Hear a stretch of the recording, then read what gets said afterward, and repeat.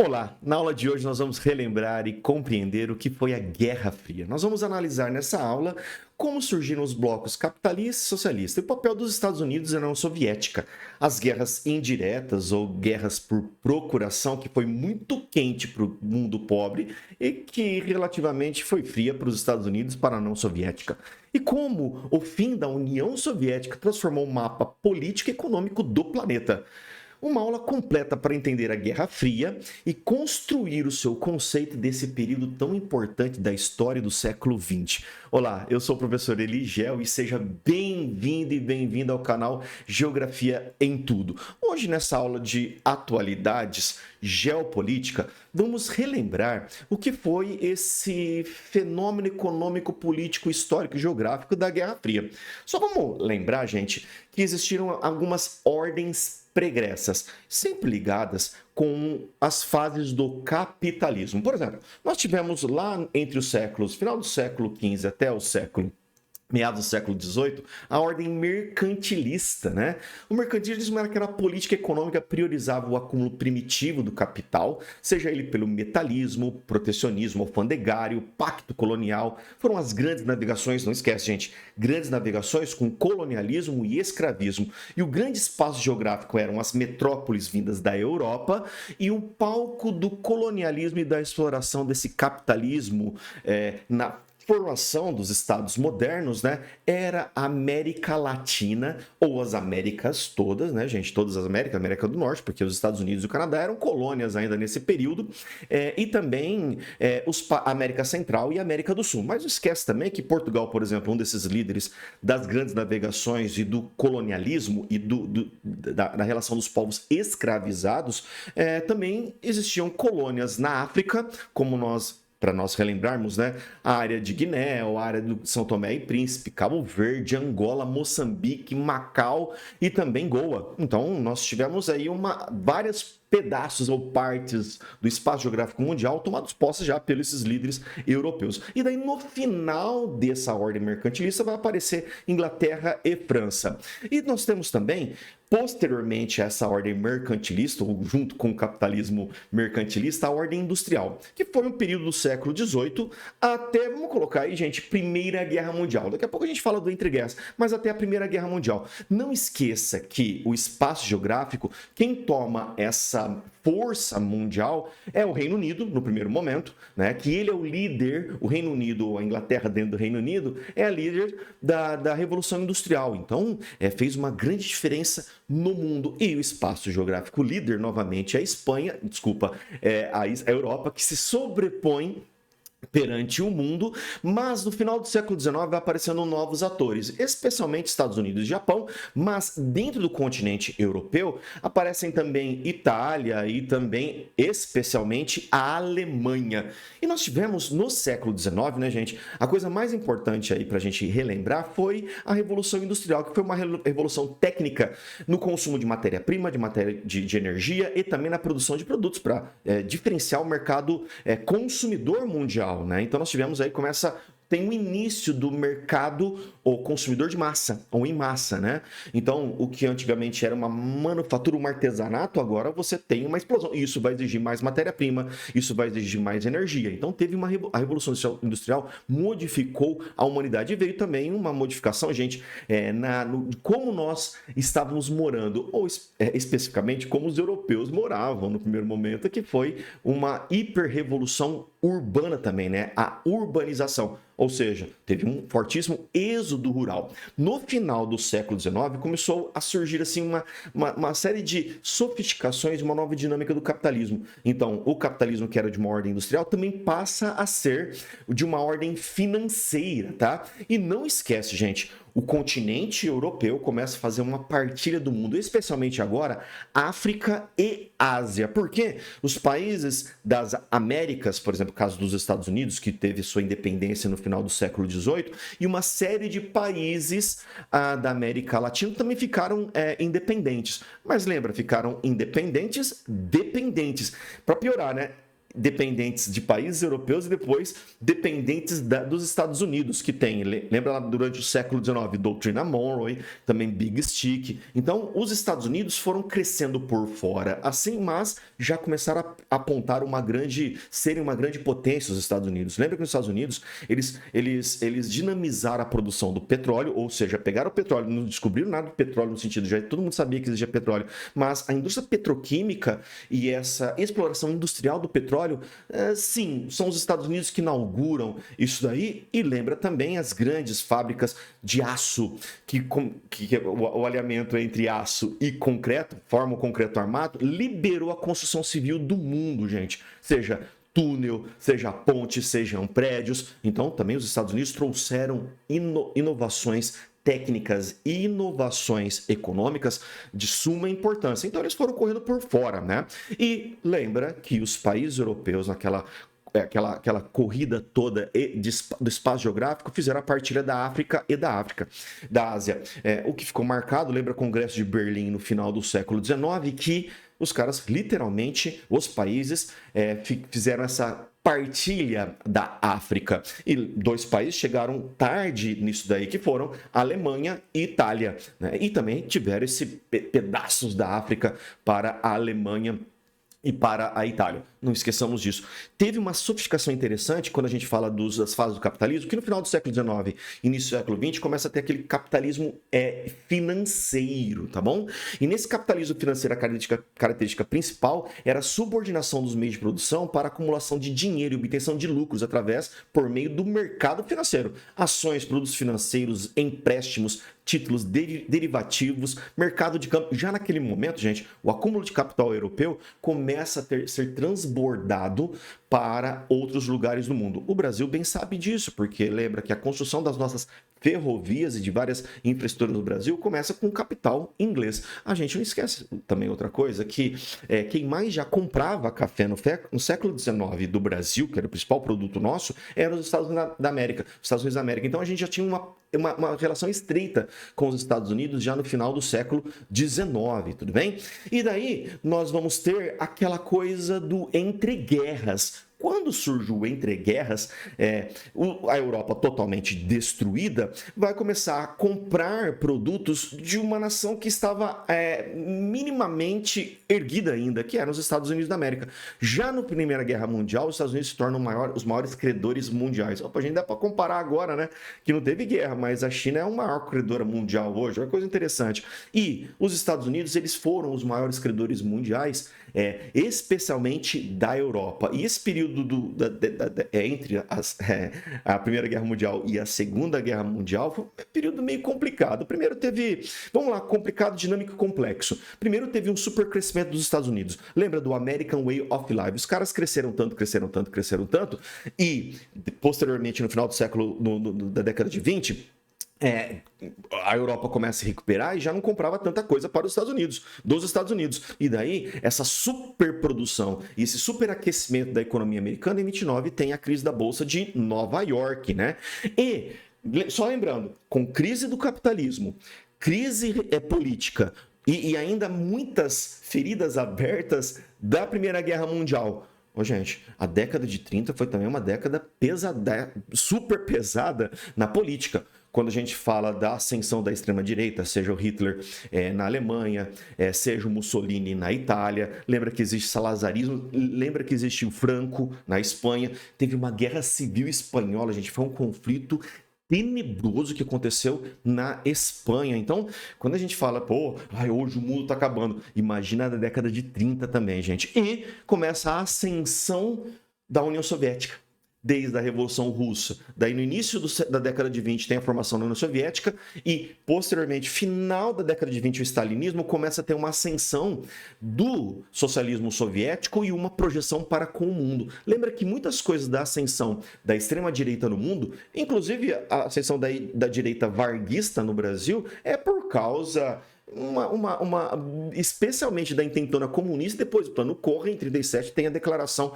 do Estado, do Estado Novo no Brasil, quer dizer, a ditadura do Vargas. Então, tudo era relacionado ao medo, começa aí o medo do comunismo. Daí vem, né, gente, a Segunda Guerra Mundial, que, gente, é um acúmulo de acerto de contas da Primeira Guerra Mundial, aquela coisa da ascensão da extrema-direita, de nacionalismos exacerbados e nacionalismos fascistas e nazistas, e daí tem esse confronto entre um mundo que não queria essa extrema-direita tão violenta. Então foi uma guerra pesada, daí começa a aparecer a força dos Estados Unidos e a força da União Soviética. No final da Segunda Guerra Mundial, que estão passando muito rápido, né?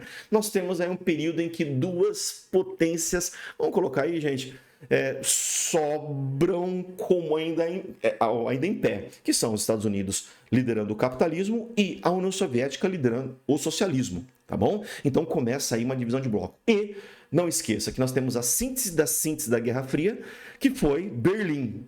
E depois nós tivemos a síntese da Guerra Fria, que é a Alemanha. Vamos colocar. E a grande síntese foi a Europa, que a Europa fica dividida. 1948, divisão, separação da Alemanha, separação de Berlim. Mas lembra, gente, não esquece, o muro só foi construído em 61, tá bom? De 48 a 61. E a partir desse momento começa o mundo ficar dividido. Vamos colocar esse marco de 1948 tem a separação da Alemanha, então nós tivemos o início da Guerra Fria. E a Guerra Fria, gente, foi essa ordem mundial que teve um mundo também chamado bipolarizado, né? Ou aquela coisa entre os Estados Unidos, capitalista, e a União Soviética, comunista, tá? Ou socialista, tudo bem? Todo mundo sabe na história, na sociologia, que tecnicamente comunismo e socialismo nós temos que dividir. E nós tivemos especialmente a divisão da Europa e áreas de influência, o espaço geográfico no mundo todo influenciado, tá bom, gente? E ali, a grande síntese, gente, as corridas armamentista, tecnológica, espacial, científica, cultural e até nos esportes, gente. Lembra que o quadro de medalha, um ficava na frente do outro, né? Quer dizer, nas Olimpíadas nós tivemos essa influência. Lembra do cultural também, essa coisa do soft power, o tanto de filme lançado pela indústria americana, sempre colocando o soviético malvadão, aquela coisa. Lembra os Rock Balboa da vida, do Capitão América? Lembra do negócio chamado Rambo? Olha, gente, foi um negócio de que eu tinha que influenciar de qualquer maneira, economicamente, politicamente e até no soft power, tudo bem? E não esquece, gente, que nos anos 50, 60, teve um negócio chamado muito forte, descolonização da África e da Ásia. Descolonização da África e da Ásia. E isso trouxe, gente, a influência. Opa, nessa área de descolonização, eu tinha um lado que era comunista e outro lado capitalista. Vamos só relembrar alguns? Olha, 47, um pouquinho antes de começar essa guerra, essa data que eu estou impondo aqui, né, na separação das Alemanhas, nós tivemos a independência da Índia. Depois, em 49, nós tivemos a independência da Indonésia. Depois, em 49, nós tivemos a Revolução Chinesa. Depois de 50, 53, 54, teve a Guerra da Coreia. Os Estados Unidos começam a intervir próximo à União Soviética. E daí teve a divisão entre Coreia do Sul e Coreia do Norte. Até hoje é uma guerra técnica ali, da Guerra Fria. Depois nós tivemos de 50 a 53 a Guerra da Coreia. Depois tivemos o início, aí, em 55, da Guerra do Vietnã, que começa com a França e depois termina com os Estados Unidos, de 55 a 76. Depois, em 56, nós tivemos o problema do Canal de Suez, onde os Estados Unidos intervêm e dão o Canal de Suez com propriedade do Egito, Gamal Abdel Nasser, tira a Inglaterra e a França da parada, e inclusive a Israel, tudo bem? Em 59, a Revolução Cubana. Olha isso, gente, as barbas dos Estados Unidos. 62 crises dos mísseis. Olha quanta coisa, gente. Depois, nós tivemos várias crises ocorrendo. Gente, não se esqueça que a América do Sul teve muito influenciada pelos Estados Unidos. Era uma área de influência dos Estados Unidos. Mesmo com Cuba na América Latina, mas uma área de influência dos Estados Unidos era a América do Sul. E os vários regimes militares, gente. Regime militar no Paraguai, 54 a 85, Stroessner. Nós tivemos 64 a 85, o Brasil, regime militar. Nós tivemos regime militar Pinochet, 73 a 90. Regime militar no Uruguai e regime militar na Argentina, da década de 70 até a década de 80. Olha o tanto de regime militar pró-Estados Unidos. Não esquece da Operação Condor aqui. Fora um monte de guerra, que foi de guerra de procuração com intervenção da CIA na América Central. Então foi um período muito quente para os países pobres. E nem se fala na descolonização da África. Um dado importante, na descolonização das ex-colônias portuguesas, todas elas, grande parte, vamos colocar para não falar todas, viraram comunistas ou socialistas. Angola, Moçambique viraram, por exemplo, países com lideranças socialistas. Foi muito importante essa luta, ou o regime, ou a ideia socialista e marxista na luta de independência de Angola e Moçambique. Tudo bem? Então, o mundo fica toda essa divisão. Vamos só relembrar, gente, que quando a gente fala de capitalismo, nós temos o domínio da total ou parcial dos setores econômicos pela iniciativa privada, mas cuidado, gente, Estado sempre presente. Estado com E maiúsculo, sempre presente. Vamos falar. Controle do mercado é determinado pela livre concorrência? Mais ou menos. Estou falando do capitalismo. Investimentos podem ser originários do Estado e da iniciativa privada. Mas é assim, quando está em crise eu chamo o Estado. Quando não tem crise eu falo que o Estado é ruinzão. Mas sempre pego o Estado para mim. Para dar imposto, diminuir imposto, subsídio, juros baixos, empréstimos a longo prazo é fundo perdido, tá? E sociedades divididas realmente em classes sociais, especialização. Já do lado socialista, vamos lembrar, domínio total estatal, controle do ambiente de trocas pelo Estado, direcionamento de investimento, propriedade coletiva, tá bom? E a tentativa de não ter as classes sociais, que é a base da luta de classes, né? Acabar com a luta de classes, tá? Na Guerra Fria, não esqueça de algumas coisas assim. Quando a gente fala de capitalismo, nós tivemos o Plano Marshall, o Tratado Atlântico Norte, que até hoje existe, a OTAN, né? E daí começa a corrida espacial. Um coloca o primeiro satélite Sputnik em 57, coloca o Yuri Gagarin, coloca até a Laika, um cachorro, daí o outro coloca o primeiro homem à Lua em 69, são os Estados Unidos. De um lado tem a CIA, do outro lado a KGB, a valorização do American Way of Life, né? E nós temos o marcatismo, que é uma perseguição própria dentro dos Estados Unidos contra os comunistas. Uma coisa tenebrosa aconteceu lá nos Estados Unidos, a gente. E a CIA liderando isso no mundo também contra os comunismos. Lembra? Depois você assiste uma aula sobre método Jakarta, que foi uma prática feita com a CIA e com algumas forças armadas de vários países, inclusive no Brasil e no Chile. Tá? Começa lá na Indonésia.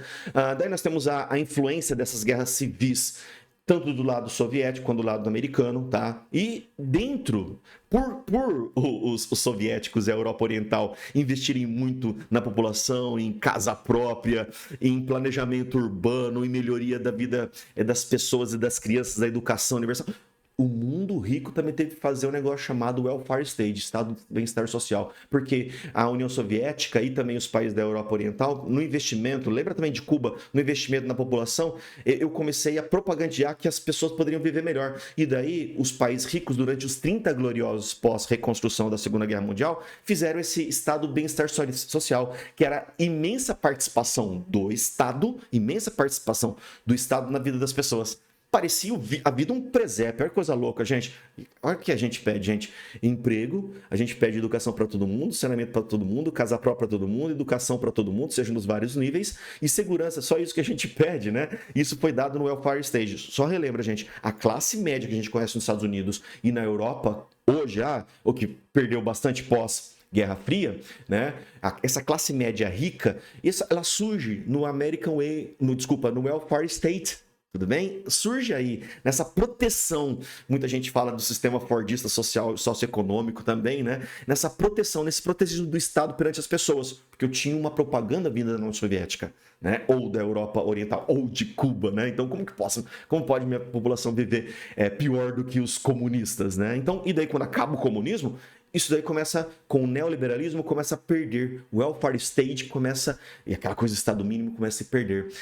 Teve uma dinâmica gestada dentro do capitalismo na Guerra Fria, que foi a Conferência de Bretton Woods, com o negócio do dólar, perante o mundo, 44, Banco Mundial, FMI, começaram a serem gestados já no final da Segunda Guerra Mundial. E depois, quando cai o Muro de Berlim e acaba a União Soviética, você tem toda a desagregação, o aparecimento, dessas entidades que eram pró-capitalistas. E nós tivemos a evolução da energia das matérias-primas com baixíssimo custo, nós tivemos a evolução do transporte das telecomunicações, todas elas vão aparecer na globalização. E daí, teve o modo de produção, consumo em massa, ou de massa, que a gente pode falar, e daí a política interna relativamente estável, tá? Como nós falamos, o welfare state, né? E teve os 30 gloriosos nos vários países. E não se esqueça, eu falo de capitalismo, livre concorrência, mas o mercado, entre os anos 40 até os anos 70, gente, foi o Estado, E maiúsculo, que conduziu o capitalismo dos países, inclusive Estados Unidos e Europa, tá bom? Então, nós tivemos a gestação também dentro do mundo capitalista das multinacionais, tá? E tudo isso apareceu de modo mais incisivo nos anos 90, quando acaba essa grande disputa. E como se deu o fim da Guerra Fria e da ordem mundial? Em 68 já começa uma série de contestações, especialmente por causa dos Estados Unidos metido nas várias guerras do mundo. Custava muito caro e custava muita vida, principalmente, gente. E nós tínhamos, especialmente, a liberação do movimento feminista, do movimento identitário, movimento anti-guerra, tá? Movimento cultural, essa coisa da militarização, os Estados Unidos como chefe polícia do mundo, o próprio dentro da sociedade americana já estava extremamente desgastada com esse tipo de política, esse tipo de ideologia, tá? E daí nós tivemos, de 73 a 79, as crises do petróleo, aquela coisa que o petróleo era baratinho, o mundo que controlava o petróleo, principalmente a OPEP desde os anos 60, falou assim, pode parar. Energia barata não, agora nós vamos ter que remodelar os preços, porque nós estamos recebendo muito pouco, tá? E os gastos públicos, gente, para fazer aquelas corridas que não traziam esses gastos públicos eram gastos inflacionários, né? Corrida armamentista, nuclear, porque não adianta se você fazer bomba nuclear, gente, você tem que cuidar dessa bomba nuclear, tudo bem? E o aparecimento de figuras muito importantes, principalmente o Ronald Reagan, que colocou o neoliberalismo nos Estados Unidos nos anos 80, fez até a Guerra nas Estrelas, gente, meio que um blefe para que a Rússia gastasse, a União Soviética gastasse mais dinheiro com a corrida espacial também, né? E ele começou a sucatear tudo que os Estados Unidos tinham feito no welfare state, né? Então veio o Ronald Reagan, um republicano, para tentar diminuir essas políticas do bem-estar social. Isso aconteceu também na Inglaterra, o Margaret Thatcher, tudo bem? Na China começa a mudar também com o Deng Xiaoping, abrindo a China para a entrada de capital estrangeiro para aproveitar a mão de obra barata e baixos impostos, além de Mikhail Gorbachev tentar remodelar a União Soviética com a perestroika e glasnost, né? Glasnost, transparência para a sociedade civil, para a comunicação, para a política, e a perestroika para tentar remodelar a economia, reestruturação. E além de figuras como Lech Wałęsa, né, Polônia, e também o Karol Wojtyła ou Papa João Paulo II, que foi muito importante para também dar essa quebrada e trazer novamente a Igreja Católica para a Polônia, por exemplo. Foi importante essa imagem, tá bom? Dessas personagens.